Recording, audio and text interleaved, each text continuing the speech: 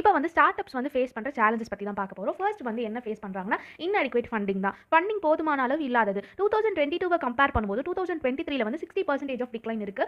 யுஎஸ்ஏவும் சைனாவும் வந்து ஃபண்ட் பண்ணுறது ஓரளவு ஸ்டாப் பண்ணியிருக்காங்க. யுஎஸ்ஏ வந்து நம்ம ரஷ்யா கூட க்ரூட் ஆயில் வந்து இம்போர்ட் பண்ணிக்கிட்டு இருக்கோம் அப்படின்றதுனால, அதுக்கப்புறம் ரஷ்யாவை சப்போர்ட் பண்ணுறோம் அந்த மாதிரி விஷயங்கள்னால, இப்போ கூட நம்ம இன்னைக்கு கூட நான் பேப்பரில் படிக்கும்போது என்ன பார்த்தோம்னா, டேரிஃப் வந்து இன்க்ரீஸ் ஆனதுனால என்னென்ன ப்ராப்ளம்ஸ்லாம் இருக்குது அப்படின்னு சொல்லிட்டு ஹிந்துவில் எடிட்டோரியலில் போட்டிருந்தாங்கன்னு நினைக்கிறேன். சம்திங் இந்த மாதிரி படித்தேன். ஸோ யுஎஸ்ஏ வந்து இந்த மாதிரி விஷயங்களை நம்ம எக்கனாமிக்கலாக டார்கெட் பண்ணிட்டு இருக்காங்க. அடுத்து சைனாவுக்கு சொல்லவே வேணாம், இந்தியா வந்து டெவலப் ஆகக்கூடாது அவங்கள தாண்டின்றதுக்காக.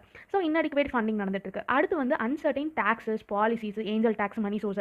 இப்போ டாக்ஸஸ் இதுக்கு உண்டு. எக்ஸாம்பிளுக்கு ஏஞ்சல் டாக்ஸ் நம்ம முன்னாடியே பார்த்துருப்போம். அதுக்கப்புறம் வந்து பாலிசிஸ், அதுக்கப்புறம் மணி சோர்ஸ். இப்போ வந்து நம்ம இங்கே இன்வெஸ்ட் பண்ணுறோம்னா இந்த மணி எங்கேருந்து வந்துச்சு அப்படின்ற எல்லா கொஸ்டினும் வந்துட்டு இந்தியாவில் கேட்கப்படுது. ஸோ அதனால ஃபண்ட் பண்ணுறது கிடையாது.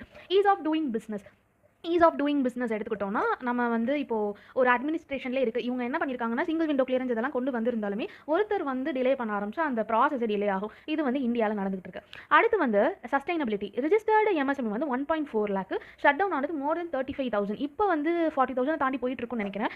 ஏன்னா இவங்க கிட்ட வந்துட்டு கரெக்டான பிஸ்னஸ் மாடலோ இந்த விஷயங்கள் இல்லாததுனால சஸ்டெயின் ஆக முடியல. அவங்களோட ஃபீல்டில் சஸ்டெயின் ஆக முடியல. அடுத்து வந்து இம்பார்ட்டன்ட் இன்ஃப்ராஸ்ட்ரக்சர்ஸே நம்ம இதில் வந்து லேக்காக இருக்குது. அவைலபிலிட்டி ஆஃப் எலக்ட்ரிசிட்டியாக இருக்கட்டும், வாட்டராக இருக்கட்டும், ரோட்ஸாக இருக்கட்டும், இன்குபேட்டர்ஸ் கூட நம்ம கிட்ட கம்மியாக தான் இருக்குது. ஒரு ஸ்டார்ட் அப்ஸ் பிளேலிஸ்ட்லேயே பார்த்தீங்கன்னா இன்குபேட்டர்ஸ் பற்றி பேசியிருப்பேன். ஒரு செலக்டட் அமௌண்ட் ஆஃப் இன்குபேட்டர்ஸ் தான் இருக்குது. ரொம்ப அதிகமான இன்குபேட்டர்ஸ் கிடையாது. மோர் தென் 700 இன்குபேட்டர்ஸ் தான் இருக்குது நம்ம நாட்டில். ஸோ வந்து இன்ஃப்ராஸ்ட்ரக்சர் விஷயங்களையும் எப்படி இருக்காங்க. அடுத்து வந்து ரெகுலேஷன்ஸில் வந்துட்டு இவங்க என்ன பண்ணுறாங்கன்னா, கம்ப்ளைண்ட்ஸ் பண்ணுறது, அதுக்கப்புறம் ஆம்பிகுவஸாக இருக்கிறது. ஆம்பிகுவஸ் மீன்ஸ் ஒரு கிளியரன்ஸ்லாம் இல்லாமல், இப்போது எப்படி சொல்கிறது, பிஸ்னஸ் சஸ்டைனபிலிட்டி இல்லாமல் இருக்கிறாங்க. இப்போ ரெவன்யூனா எவ்வளோ வந்து சேல் பண்ணுறோம் அதோட ப்ரைஸ் வச்சு தான் ரெவன்யூன்னு சொல்லுவோம். ப்ராஃபிட்னா ரெவன்யூலேருந்து காஸ்ட்டை மைனஸ் பண்ணுறது. காஸ்ட்னா அந்த கம்பெனி என்னென்னலாம் வந்துட்டு செலவு பண்ணுறாங்களோ அதை வந்து காஸ்ட்னு சொல்லுவோம். இது வந்து காஸ்ட் ஆஃப் ப்ரொடக்ஷன் மட்டும் வராது. அதர் ஏரியாஸில் ஆடில் ஸ்பெண்ட் பண்ணுறது இதெல்லாம் வந்துட்டு இங்கே கரெக்டாக இல்லாததுனாலையும் வந்து ஸ்டார்ட் அப் வந்து க்ளோஸ் பண்ணப்படுது.